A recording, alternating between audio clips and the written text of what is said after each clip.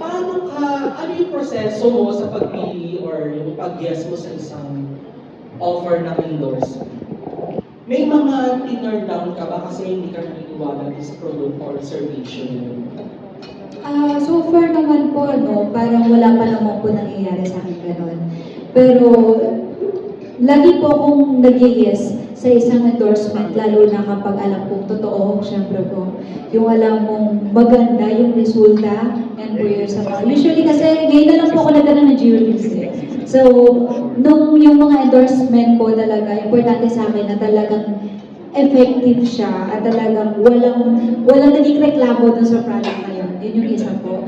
At nag-say po mas ng yes kay Mishina, yun nga po, because napaka-humble. So naniniwala ako na kapag yung isang tao, pinaghirapan niya, alam mo yung kwento ng isang tao na hindi siya biro nung nakuha niya ng business na to. Na marami sa atin nakaka-relate doon.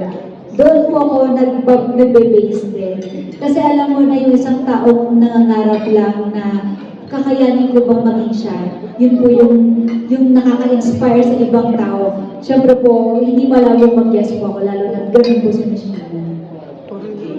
Ikaw ba naniniwala din sa Nasa Hollywood pala. isang klase ng women empowerment Maganda na set up, no? pagkakaroon ng isang babae ng mga mamahaling jewelry? Yes po, yes po. Kasi, syempre, ang mga... minsan kasi, Pati nanay, yun yung, hindi natin mayalis sa isip ng mga tao. Na, minsan, kahit tingnan natin siya na ang ganda na itsura niya, alam mo, nakaalala siya, nag-iiba talaga yung respeto sa isang tao. Hindi natin maalis po yun. And feeling ko, it's a women empowerment kasi parang ang alas naman po kasi hindi talaga sa pagpapayagan. Kumbaga kung kaya ng isang tao, parang maiisip mo rin minsan na ma-inspire ka na kaya na nga eh, bakit hindi ko rin gawin? Bakit hindi rin ako magkaroon ng ganito? Diba? So, in fact, nakaka-inspire po talaga siya. Ako na nakita ko si Regina, ang ganda naman, sana magkaroon din ako. Siyempre, pag-iigihan pa natin, gagawin pa natin. So, yun po. Way ng empowerment. Okay, thank you so much. Thank you po. Thank you, Sir Irvin. Ang ganda-ganda ni Sir Irvin, ano? Okay, now, yung sinasabi kong energetic, asa na si Sir Albert? Albert Abelido from the Chicanes. Ito na yun. Alright. Sir Albert, dali ka na dito. Dito ka sa natin para... Yan. Alright. Hey, mabuhay. Hey. Yeah, congratulations. My first question to Ms. Mina. Thank you. Di ba yung ganitong klaseng business kasi somehow may pinipiling parang set of clients, ganyan. I mean, those who can really afford. How are you adjusting with the market in terms of like, yung pagkilala kung sino talaga yung magiging customer mo with this kind of business? Actually po, nung nag-start po talaga kami sa online, hindi pa po talaga siya ganun ka mahirap po kasi marami po talaga tayong competitor. Kasi po ang ano namin is not just the walk-in or the store. 80% po talaga ng aming sales from online po talaga, which is yun po talaga yung pinakamahirap kasi you have a lot of competitors. Before Miss Hanya po, talagang nag-ano po kami sa mga other influencers. Doon po talaga kami mas nakilala po.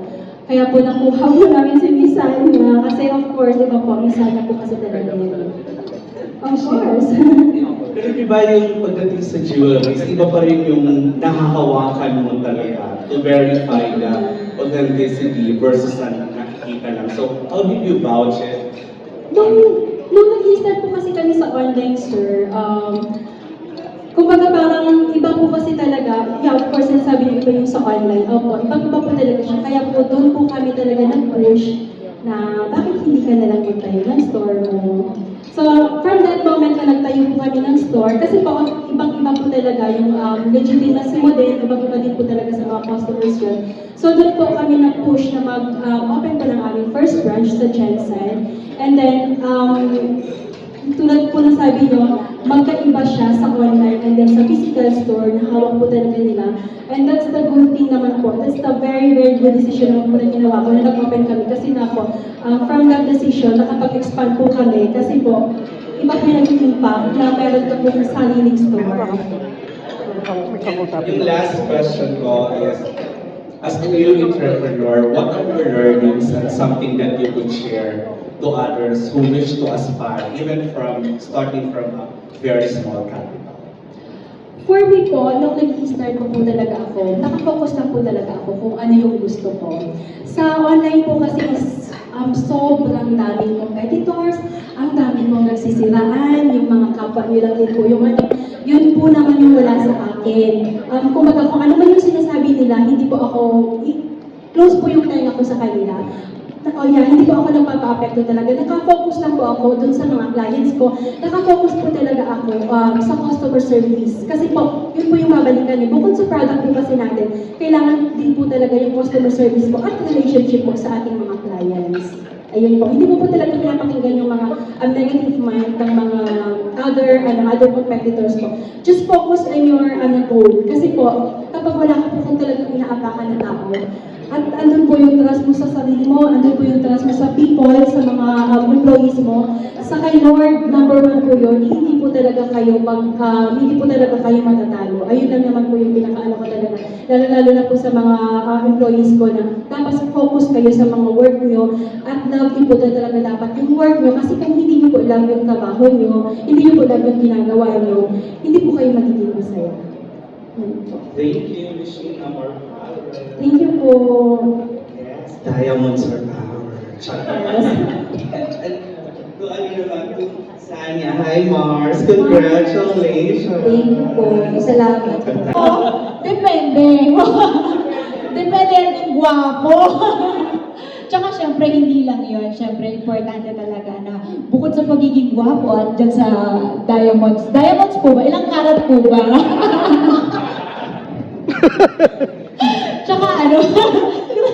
Tsaka hindi, syempre, gusto mo yung taong yon hindi lang dahil yun yung binigay niya sa'yo. Syempre, mapapawa ka lang naman ng isang tao. Importante, kung talagang nire-respeto ka na, bukod doon sa... Kasi ang ibang babae, parang masarap sa pakiramdam talaga na kahit nga walang mga bagay na yan importante lang talaga yung respect and love sa'yo ng isang tao. Especially sa family natin, no? Mahalaga talaga sa akin yun. And dear, how do you feel when some people or society defines a person by the jewelries he or she wears? Kung meron mga taong gano'n, sila po yun I mean, hindi ko naman mahusgahan din yung isang tao, di ba, na dahil doon. Pero kung yun man ang desisyon niya at yun yung paniniwala niya na para sa sarili niya, I respect her or him, kung sino man. Kasi sometimes may mga dahilan yung mga tao niyan and we always respect kung ano man yung decision nila. Yes. Last na lang, dear. Ayan. Kung kokoronahan ka ng jewelry, anong klaseng bato ang dapat nasa ulo mo? Diamond, may alam mo kung may coach Ito pero kung ako naman po, to be honest po talaga, kung ano man yung koronang ibibigay sa akin ng Amarashia, kung ano yung sa tingin nila na deserve ko. Hindi pero kung ano man po yung ibigay nila sa akin, na-appreciate ko po yun. As in, walang pong halong biro to Kahit ano po yung ibinibigay nila sa akin, sobrang appreciate ko po siya. Ganun po sila sa akin. Hindi, sabi ko nga po kanina, hindi po talaga ako nagbabase sa kung ano yung binibigay sa akin. Nagbabase ako doon sa alam mong taong nagtiwala sa'yo, yung taong nakaalala sa'yo, yun lang po talaga. Miss Lina, ano daw yung bato na gamit? Yes po. Na-pressure ako. Ano ba ibibigay ko? Congratulations again! Thank you po. More branches to come. Thank you. Thank you, Sir Albert Abelido from The Chicaness. Nakakatuwa yung isipin mo, nagpa-press con tayo and then may mga natututunan ka. Diba? Like yung babanggitin, ano ba yung dapat na bato daw na, ano ba yung pinakamagandang bato for you, Ma'am Sheena? For me kasi BBSI, yun po yung pinakaano talaga, BBSI, BBS2, yun po yung suot ni Misanya. Oh! Uwi ko na po ito mamaya. ang diamonds pala, no, para sa mga hindi masyadong nakakaalam, ano, iba-iba rin pala ng Yes, klase. meron po siyang mga iba-ibang klase po, mga clarity, mga color po, meron po. Yun, ako, so alam niyo na, Nakadepende po yung ano niya, sir, clarity and the color po sa value. sa Val, Magdadepende po yung value niya sa mga color and clarity. Oo. And then the size, of course. yeah, kung medyo malaki-laki yung pagkakakat. Yes, kaya nga tinatanong niya kung ilang karat daw. Alam niyo na, kung sino man pwede kay Mishina pala kayo mag-apply. So alam mo pala, pagka si Mishina naging, alam mo to, naging tropa-tropa mo, no? Yung buhay mo uunlad din talaga, eh, no? Tsaka kung sino man yung manliligaw na yun, kay Mishina muna lumapit. Tama. Tapos approve ni Mishina. Hindi po yata yung engagement. Yes. Tawag. Oh, nakakatawa. Ang hirap ng tanong na yun, ha? Actually, mahirap yung tanong na yun kasi makukuha ba ng isang lalaki ang attention mo or ang pagkagiliw mo sa kanya sa isang diamond? Pwede. Pwede, pero hindi lahat. Kanya-kanya Depende. Depende. Narinig yung sagot ni Ma'am Tracy talaga kanina, bakit? Actually, si Tita Tracy din yung liligawan niya. Siya muna. Siya muna. Siya muna. Dapat meron din siya. Tama. Alright. Now, let's have naman mula sa The Manila Feed, Mr. Chad Rosete. Yung mga questions, mahirap na ng mahirap. Hi, good afternoon. Congratulations for my first question kay Miss Sheena. So, right now, ano po ba, Miss Sheena, yung mga latest trend natin when it comes to jewelry? Ano yung mga madalas na hinahanap sa Amara Shia ng mga customers? Thank you po. Ngayon po talaga, sir, ang mga latest po namin na mga trends po ngayon is yung mga initial, yun po yung ano yun. Sa mga gold naman po, dalawa po kasi siya. Meron tayong gold and we have also the diamonds. So mga ano naman po is, gold is yung po mga initial, yung mga customized po ng mga names na pwede pong ilagay yung face nyo sa necklace. Yeah, yung may mga ganun po. Tapos sa diamonds naman po, ngayon po, of course, mga stud earring na mga classic lang po, yun po talaga yung pinaka-best seller po talaga namin. Madalas, Miss Sheena, ang nasa isip ng mga tao when it comes to jewelry, parang expensive, mahal, gano'n. Pero pag ba pumunta sila sa Amara Shia, ano yung price range ng mga nabanggit mo na jewelry collections? Yes, sir. Ganun po talaga yung parang minamind ng mga tao. Pero po sa Amara, hindi po. Katulad po yung sinasabi ni Misanya, kaya niyo po talagang mag-invest sa gold kahit meron po kayong 3,000. Meron na po kami sa Amara.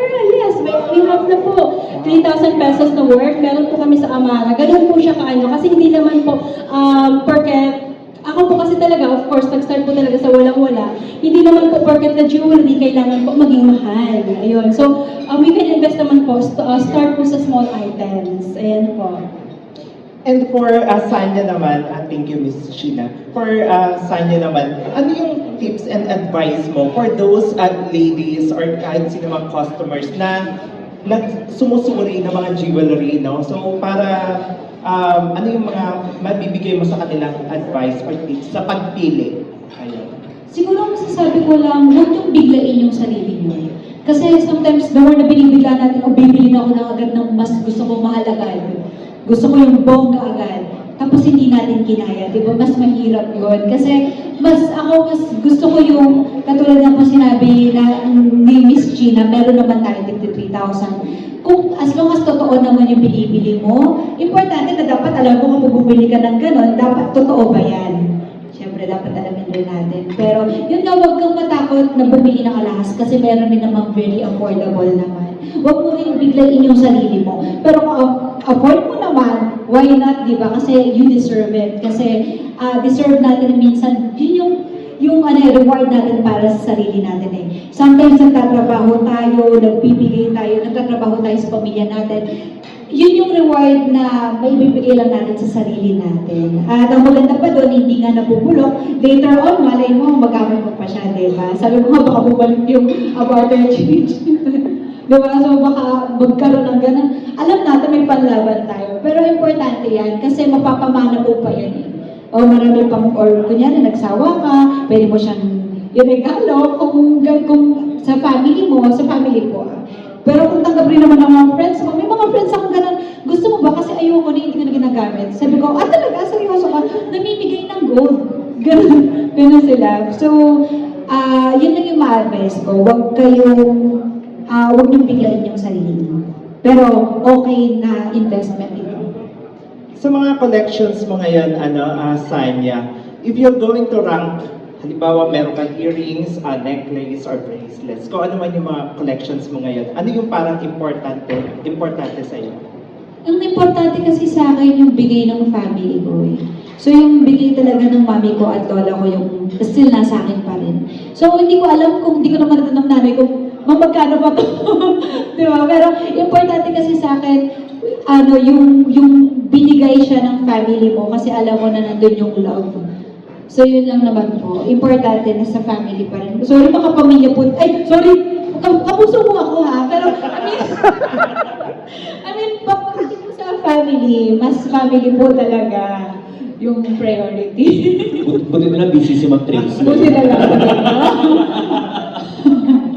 Yeah, ayun nga, Miss Sheena, since napag-uusapan na rin lang yung presyo, no? Yung ngayon suot ni Sanya, how much yung worth niya? 2M po yung set niya. Wow! Necklace. It's worth 2 million. At dahil po dyan. Anyway. Yan po. And syempre yung unang bigay sa akin ng Amara Shia. Syempre yun yung isa sa mga na-appreciate ko kasi kung magbigay si Miss Sheena, grabe. So, gusto ko rin magpasalamat kay Kiray kasi siya ang naging daan kung bakit ako nandito sa Amara Shia.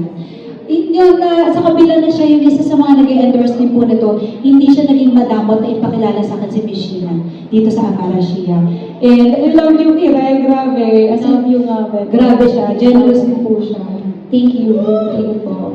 Thank you and congratulations. Thank you. Thank you po. Thank you so much, Sir Chad Rosete. Wow! Makakarating kay Kiray. Ayan, binidyo ko na talaga. Miss namin siya talaga. Ganun siya talaga, hindi siya, she's very, hindi siya madamot. And she's really a good person. Kaya kapag ka-close ka kay Kiray, ibig sabihin, you are also a good person. Yes!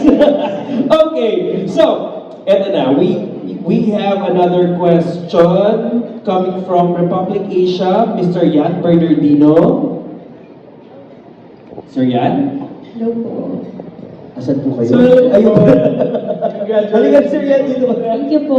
Would it be okay if I say it? Anyway, congratulations po on your partnership.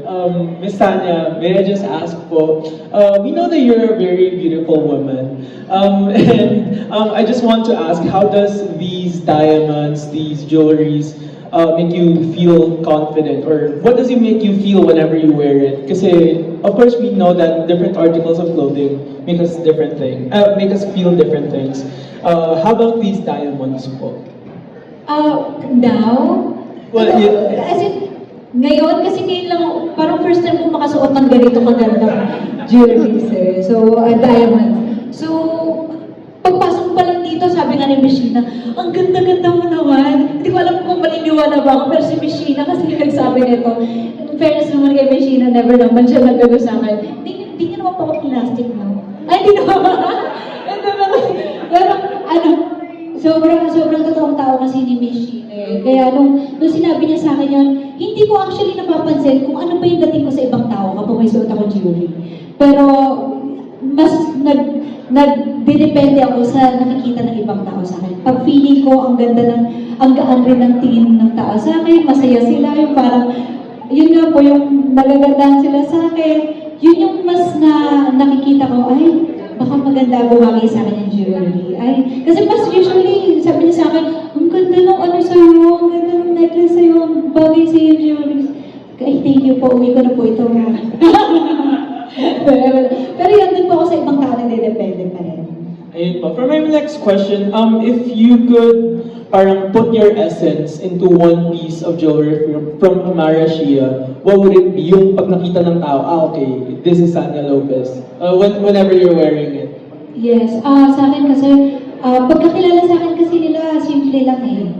And yun yung hindi ko talaga may aalis. Siguro yung very simple lang, Simple siya, pero yet ang ganda-ganda niyang tingnan sa'yo. Very elegant din at the same time. Siguro mas aesthetic, alam natin yan. So, siguro, nakakatawa kasi, pwede ko po bang i-share to, na meron kaming plan, collaboration po, di ba? So, soon, pag-uusapan po namin yan. So, mas mga, for me, kung ako tatanungin, mas simple, elegant, and very aesthetic para sa mga Gen Z. Okay, for my last question po, since you've mentioned that growing up you were simple, well, we think naman po hanggang ngayon, how has Dasania Lopez from before changed na ngayon na po na you have a partnership with Amara Shia? Like, meron po bang nagbago or is she still the same little girl growing up from, po, with your family and everything? Now, masasabi ko kung may nagbago man po, siguro yung mas nakabuti po sa atin, sa akin, at importante na wala akong sinagasaang ibang tao. So, every success na nare-receive natin, just be grateful. And huwag mong kalimutan yung mga tao nga po na tumulong sa'yo. Kapag kasi yun yung hindi mo nakalimutan, walang magbabago talaga eh. Kung may magbago man, success at happiness ng lahat. Yun lang po. Okay, for Miss Sheena naman po. Hello po, ma'am. Hi po. Congratulations po. My question po is, connected po dun po sa first question ko with Miss Sandra, how do you feel na your creations are empowering women, empowering people by wearing them po, wearing them proudly across their necks, and their wrists, in their ears? Ayun po, ano pong feeling na people wear it in order to feel confident? Nung wala pa po kasi akong pera. Talagang gumagamit ako yung mga fancy. Yan naman kasi talaga nag-i-start pag wala kang pera, di ba? Oo. Ayun. So, kasi iba po talaga yung confident mo kapag nagkaroon ka po ng accessories. Kahit hindi naman po siya totoong gold. But of course, kung may pambili ka, kaya nga sinasabi ko, good investment po yung gold. Kasi po, sinasusuot nyo na siya at the same time. Pwede nyo pa po siya isala. Ayun po. Pwede siyang pasa, actually. Lalo na po yung diamond. Kasi po ang diamond is hindi po siya talaga nasisira. Okay po, for my last question po for Miss Sheena, what was your driving force in making this business bigger? I mean, of course, gusto po natin mag-expand yung ating branding, yung company, but what was the one thing, siguro one moment in the past 2 years, 3 years since the pandemic, since you started the brand po, that you said na, okay, I want this to be bigger because this has potential, ganun po. Para sa akin po kasi ang pag-expand po kasi is hindi po talaga siya madali. And lalo na po, ang namin is jewelries. Sa pa lang po, sa isang store pa lang po, magkano na po yung magiging niya. But of course, kasi po, ang Amara po kasi talaga, sobrang in-demand na po kasi talaga siya nationwide. As in, ma'am, baka po pwede kayo mag-open dito. Minsan po, may pupunta pa po sa store namin, ma'am, bakit wala kayo sa ganito? Oh, sige po, hindi pa po talaga. Sige po, darating po tayo dyan. Ganun po, sobrang in-demand po talaga ng Amara na gusto po nila every SM or every mall meron po. Ayan. So, hopefully, ayan, magkakaroon po tayo dyan sa mga branches ng mga SM po. Nationwide. Sana po. Ayun po. Thank you very much and congratulations to both of Thank you you. po.